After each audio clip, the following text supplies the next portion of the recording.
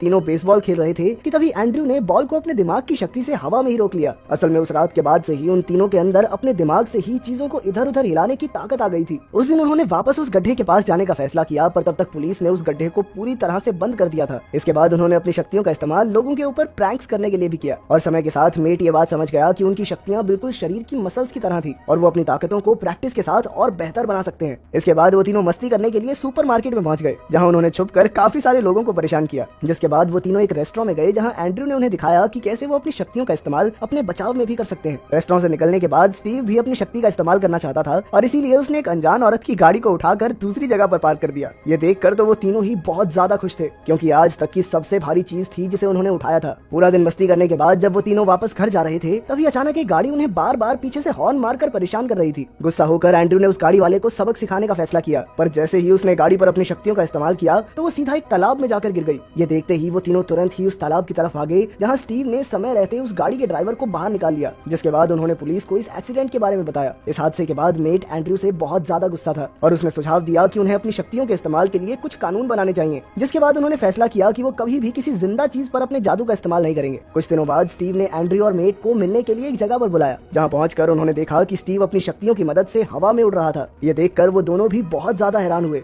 उसकी देखा देखी में जब मेट ने हवा में उड़ने की कोशिश की तो वो सीधा जमीन पर जा गिरा, लेकिन एंड्रयू बड़ी ही सावधानी से स्टीव की तरह उड़ने में कामयाब हो गया। अगले कुछ दिनों तक मेहनत करने के बाद तीनों दोस्त आसमान में उड़ने की कला में पूरी तरह माहिर हो गए। और एक दिन जब वो आसमान में फुटबॉल खेल रहे थे तो एक हवाई जहाज उनके बहुत करीब से गुजरा, जिस वजह से स्टीव ने अपना बैलेंस खो दिया और वो तेजी से नीचे गिरने लगा। पर तभी एंड्रयू ने सही समय पर समझदारी दिखाते हुए बीच आसमान में ही उसे पकड़ लिया, लेकिन इस सब में वो खुद जमीन पर आकर गिर गया। लेकिन खुशकिस्मती से उनमें से किसी को भी चोट नहीं आई। अगले दिन उन्होंने अपनी ग्रेजुएशन खत्म करने के बाद पूरी दुनिया में उड़कर घूमने का फैसला किया, जिस पर एंड्रयू ने बताया कि वो तिब्बत जाना चाहता है। असल में उसे तिब्बत की शांति काफी ज्यादा पसंद थी और अपनी शक्तियों की मदद से अब वो उसे महसूस करना चाहता था। स्कूल के बाद मेट किसी काम के बहाने से केसी से मिलने गया और काम खत्म करने के बाद उसने केसी से पूछा कि क्या तुम मेरे साथ घूमने चलोगी, लेकिन केसी ने कोई जवाब न देते हुए उसके मुंह पर ही दरवाजा बंद कर दिया। उधर एंड्रयू ने स्टीव को अपने अकेलेपन के बारे में बताया कि कैसे शक्तियां मिलने से पहले तो वो बिल्कुल ही अकेला रहता था। उसकी सारी बातें सुनने के बाद स्टीव ने उसे आने वाले टैलेंट शो में हिस्सा लेने का सुझाव दिया, जिसकी मदद से वो पूरे स्कूल में फेमस हो सकता है। कुछ दिनों बाद टैलेंट शो में स्टीव और एंड्रयू ने अपनी शक्तियों की मदद से कई सारी ट्रिक्स दिखाई, जो कि सभी दर्शकों को बहुत ज्यादा पसंद आई। उसी रात स्टीव और मेट एंड्रयू को एक पार्टी में लेकर गए, जहां सभी लोगों ने उसका काफी अच्छे से स्वागत भी किया। एंड्रयू पहली बार अपने आप को बिल्कुल अकेला महसूस नहीं कर रहा था और इसीलिए शायद उसे पार्टी में बहुत ज्यादा मजा भी आ रहा था। पार्टी के बीच में उसकी मुलाकात मोनिका नाम की एक लड़की से हुई और वो दोनों बहुत ही जल्द एक दूसरे के साथ घुल मिल गए। जिसके बाद वो दोनों एक कमरे में भी गए, पर ज्यादा नशे में होने की वजह से एंड्रयू ने मोनिका के ऊपर ही उल्टी कर दी, जिसके बाद वो तुरंत ही बाहर चली गई।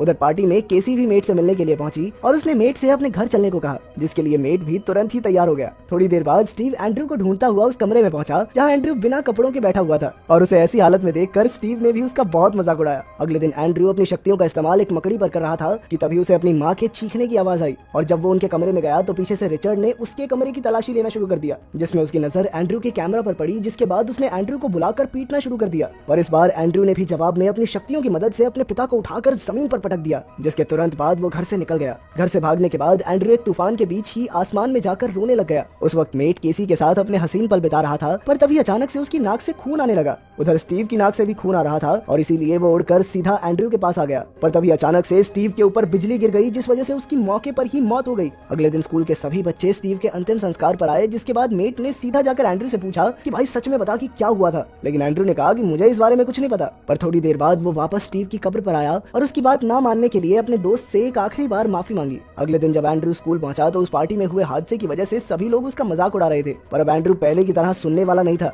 और उसने अपनी शक्तियों की मदद से एक लड़के का दांत ही निकाल दिया, जिसे देखकर सभी बच्चे बहुत डर गए। उसी शाम मेट स्कूल में हुई लड़ाई के लिए एंड्रयू को समझाने के लिए उसके घर गया, पर एंड्रयू उसकी कोई बात सुनने को तैयार नहीं था। उनकी बहस इतनी ज्यादा बढ़ गई कि मेट ने एंड्रयू को मुक्का मारने की कोशिश की, पर एंड्रयू ने उसे भी अपनी शक्तियों से रोक दिया, जिसके बाद मेट चुपचाप वहां से चला गया। अगले दिन जब एंड्रयू अपनी माँ के लिए दवाई लेने केमिस्ट की दुकान पर पहुंचा तो उसने देखा कि सभी दवाइयां बहुत ज्यादा महंगी थी और उसके पास दवाई लेने के लिए पूरे पैसे भी नहीं थे। अगले कुछ दिनों तक वो पैसे कमाने के अलग अलग तरीके ढूंढता रहा और एक दिन वो इतने ज्यादा गुस्से में आ गया कि उसने लोगों को लूटने का फैसला किया, जिसके लिए उसने अपने पिता के फायर फाइटर सूट का इस्तेमाल किया। सबसे पहले उसने गैंग को लूटा, पर अभी भी पैसे पूरे नहीं हुए थे और इसीलिए वो एक दुकान में गया, जहाँ अपनी शक्तियों की मदद से उसने सारे पैसे अपने बैग में डाल लिए। पर जैसे ही वो दुकान से बाहर निकला तो वो दुकानदार उसे रोकने के लिए अपनी बंदूक निकाल लाया और उसके गोली चलाने से पहले ही एंड्रयू ने बंदूक का मुंह एक सिलेंडर की तरफ मोड़ दिया, जिस वजह से उसकी गोली सीधा सिलेंडर में जाकर लगी, जिस वजह से वहाँ एक बहुत बड़ा धमाका हुआ। इस हादसे के बाद एंड्रयू को एक हॉस्पिटल में भर्ती करवाया गया, जहाँ वो पुलिस की हिरासत में था। थोड़ी देर बाद रिचर्ड भी उससे मिलने के लिए आया, जिसने उसे रोते हुए बताया कि उसकी माँ कई दिनों तक उसे ढूंढते ढूंढते मर गई और रिचर्ड के मुताबिक उसकी मौत का जिम्मेदार कोई और नहीं बल्कि एंड्रयू ही है। जैसे ही रिचर्ड ने एंड्रयू के ऊपर गुस्सा करना शुरू किया, तभी एंड्रयू को होश आ गया और उसने गुस्से में हॉस्पिटल की दीवार ही तोड़ दी, जिसमें रिचर्ड को भी काफी चोट आई। उधर मेट उस वक्त एक बर्थडे पार्टी में था और अचानक ही उसकी नाक से खून बहने लगा, जिसे देखते ही वो समझ गया कि एंड्रयू बहुत ज्यादा गुस्से में है